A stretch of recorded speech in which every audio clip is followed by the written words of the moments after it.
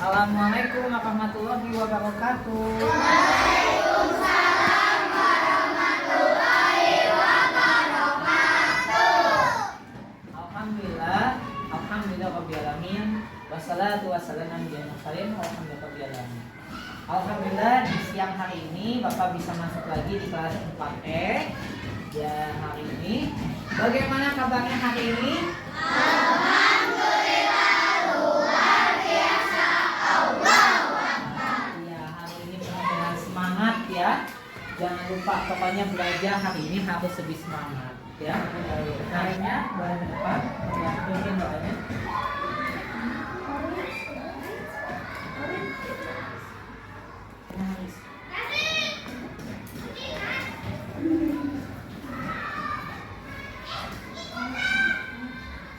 Anak soleh, amin siap. Tangannya dilipat, kepalanya menunduk. Baca doa dimulai. Bismillahirrahmanirrahim. Raditu billahi robban wa bil islami dinan wa bi Muhammadin nabiyya wa rasulah. Rabbi zidni ilman warzuqni fahman birahmatika ya arhamar rahimin. Amin. Beri salam. Assalamualaikum warahmatullahi wabarakatuh. Waalaikumsalam warahmatullahi wabarakatuh. Alhamdulillah kita tadi sudah melaksanakan berdoa, karena apabila kita belajar dengan dengan doa kita akan mendapatkan berkah dan hikmahnya hari ini ya. Sebelum kita mulai pada proyeknya di hari ini, kita melakukan kebiasaan dulu. Kita bacakan Al-Qari'ah bersama-sama ya. Boleh lihat ke depan. Yuk. A'udzu billahi minasy syaithanir rajim. Bismillahirrahmanirrahim. Al-Qari'ah mal-Qari'ah wa ma adraka mal-Qari'ah. Yauma yakunun nasu kal-farasil mabsus wa takunul jibalu kal-ihnil manfus. Fa amma man saqulat mawazinuhu fahumul azim. Ya, alhamdulillah ya, semoga yang kita baca ini akan mendapatkan syafaat di hari kiamat nanti. Selanjutnya, agar lebih bersemangat untuk melaksanakan proyek ini, kita akan ada lagu sedikit dari yang sering dibacakan, sering dinyanyikan ya.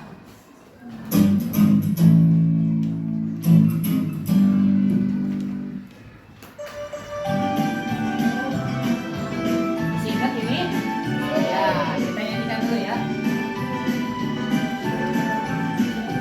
Belajar Pancasila, beriman dan bertakwa pada Tuhan Yang Esa dan berakhlak mulia, berkebinaan global, gotong royong mandiri, kreatif dan bernalar kritis. Belajar Pancasila, beriman dan bertakwa pada Tuhan Yang Esa dan berakhlak mulia, berkebinaan global, gotong royong mandiri, kreatif. Bapak udah membakar semangat kalian untuk proyek P5 hari ini. Nah, untuk proyek P5 hari ini kita bertema hidup berkelanjutan ya. Nah, dengan topik kurangin plastik lebih asik. Maksudnya apa? Kita banyak menggunakan plastik di kehidupan sehari-hari, tapi tidak tahu plastik yang dijadikan sampah, ya, yang dijadikan sampah untuk setiap hari itu ternyata menimbulkan masalah yang sangat besar, ya. Nah, di proyek P5 ini tujuannya untuk apa? Meningkatkan kesadaran siswa. Jadi kita lebih sadar untuk mencintai alam ini dan menerapkan gaya hidup sehat yang berkelanjutan untuk menjaga lingkungan yang memang tidak bisa, ya.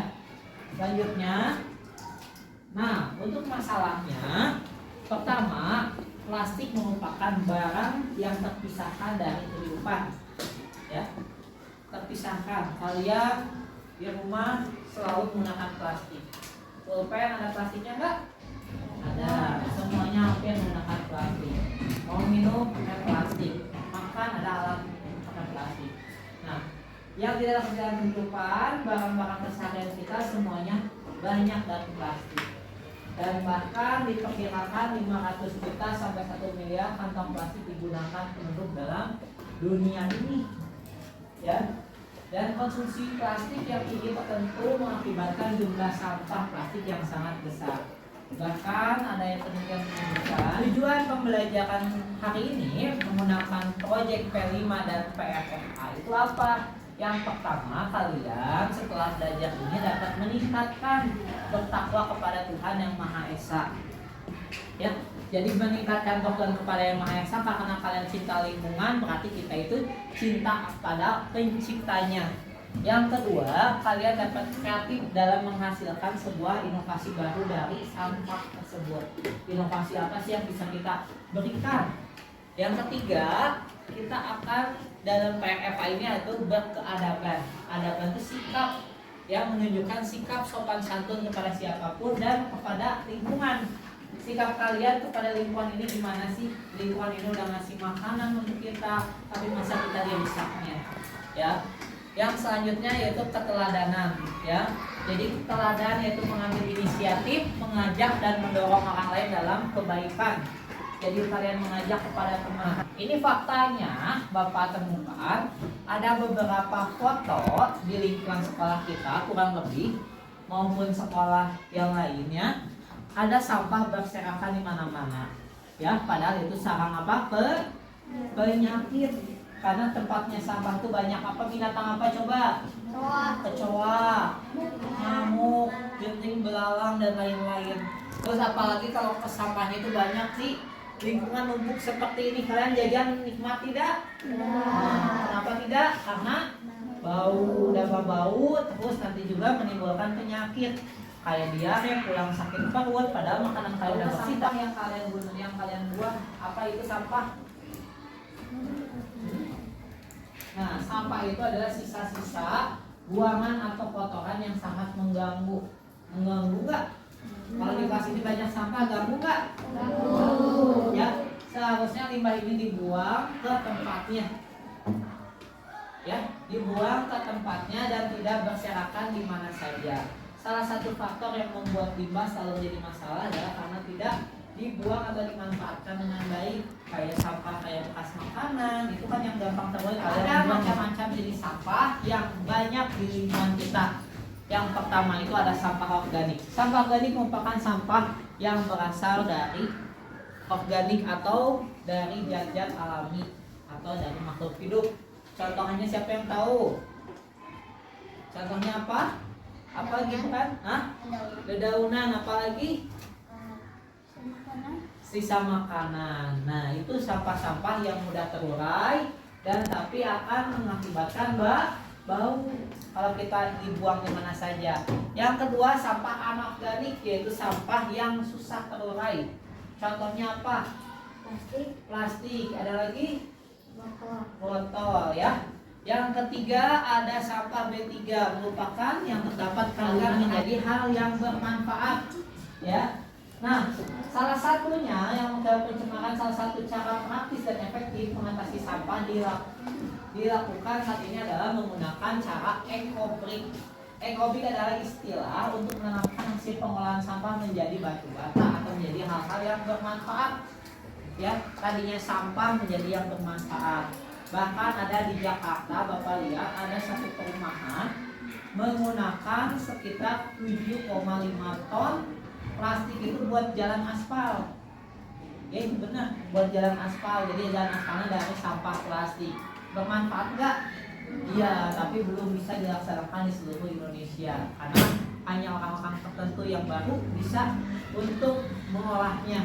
Ya, Eco-Brick dapat dimanfaatkan untuk membuat furnitur, meja, dan kursi. Ya, tadi setelah Bapak menerangkan tentang sampah, tentang pengolahannya, pembuatannya, sekarang kita akan Bapak akan menjelaskan bagaimana langkah-langkah membuat Eco-Brick. Yang pertama, kalian menyiapkan botol sebagai tiang atau sebagai pondasinya, ya. Yang kedua, nanti kalian bawa gunting. Kalian gunting sampah yang kalian sudah bawa sekecil-kecil mungkin, ya. Setelah itu kalian nanti botol dengan botolnya kalian gabungkan agar menjadi satu benda, bisa membuat meja atau kursi semuanya, ya. Udah itu kalian gunakan sebagai timbang. Setiap botol sudah diisi potongan sampah plastik. Nanti kita timbang potongan-potongannya agar isi botol itu sama ukurannya. Jadi si meja itu nggak berat sebelah.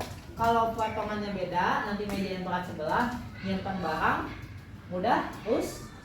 Makanya isinya sama. Nah, jika botol Eco-Brick mencapai berat 200 gram, tambahkan lagi potongan sampah sehingga beratnya menjadi 200 gram atau enggak lebih, ya. Jadi kalian harus sesuaikan setelah menimbang. Dan minimal 7 botol Eco-Brick agar menjadi meja atau kursi yang kalian akan buat. Dan hiaslah setelah kalian membuat apa? Ya, Eco-Brick. Ayo dimulai. Digunting-gunting dulu sambil dimasukkan sampahnya. Tuh. Ya, akan dulu. Nah, ini coba masukin ke sini, kecil-kecil. Yang lainnya masukin ke sini. Ya, sok masukin. Ke sini dulu, satu aja. Ya, sok masukin. Masukin dulu.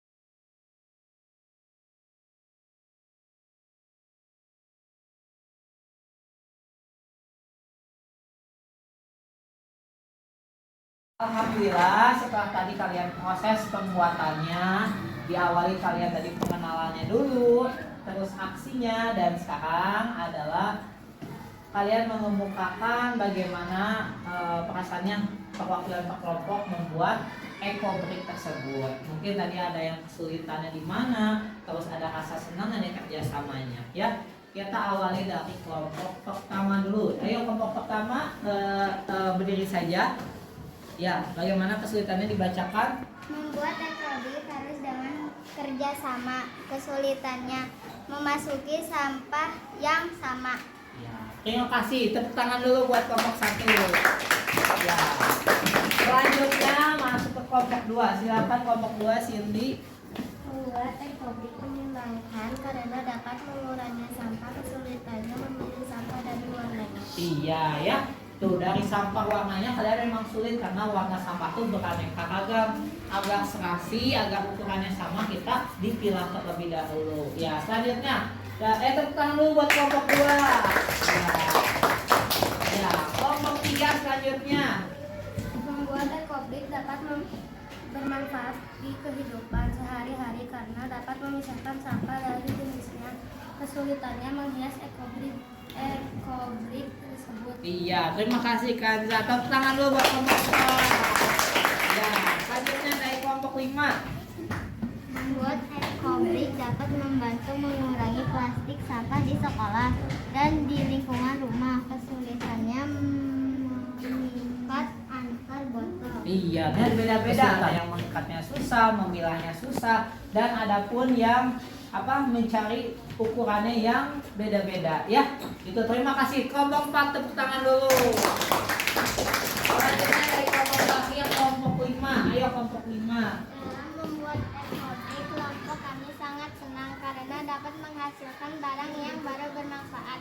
Kesulitannya kerjasama antar kelompok yang kurang sehingga waktu pembuatan lama dari kelompok lain. Iya, terima kasih tepuk tangan buat kelompok 5. Ya, tuh dari beberapa orang, beberapa kelompok mengalami perasaan yang berbeda-beda saat membuat ekobrik ini.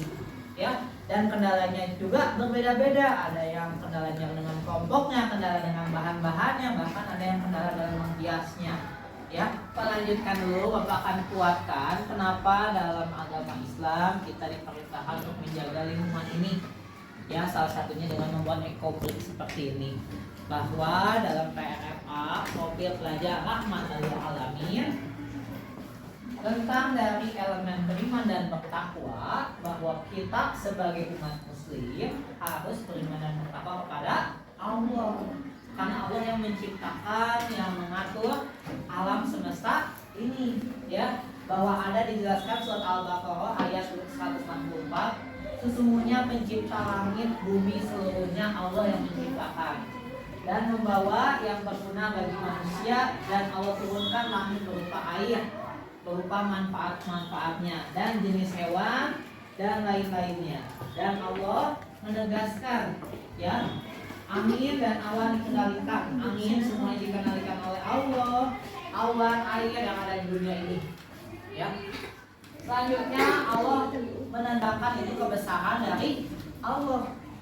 Kekuasaan ini tanda-tanda kebesaran Allah, dan manusia diperintahkan yaitu bagaimana cara berpikir yang baik dan yang kurang baik.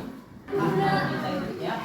Nah, untuk terakhir kita ada refleksi. Nah, bagaimana belajar hari ini? Ya, pasti kalian emotnya mana ya? Ini. Ya. Nah, itu ya. Jadi kita harusnya senang dalam belajar dengan penguatan profil pelajar Pancasila ini.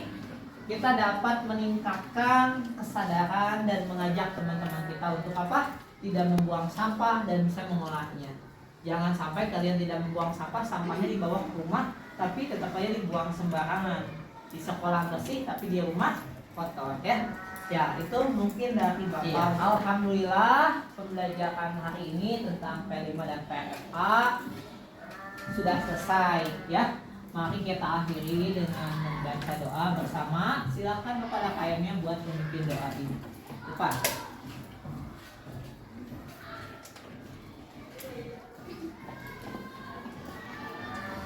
Ya.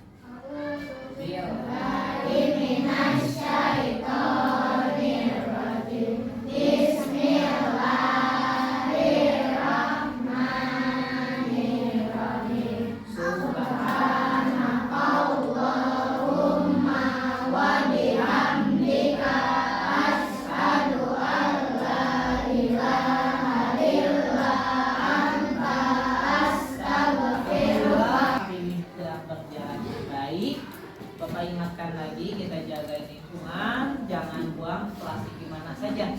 Ya, pokoknya plastik itu berguna tetapi berbahaya juga. Bapak tutup. Wassalamualaikum warahmatullahi wabarakatuh. Waalaikumsalam warahmatullahi wabarakatuh.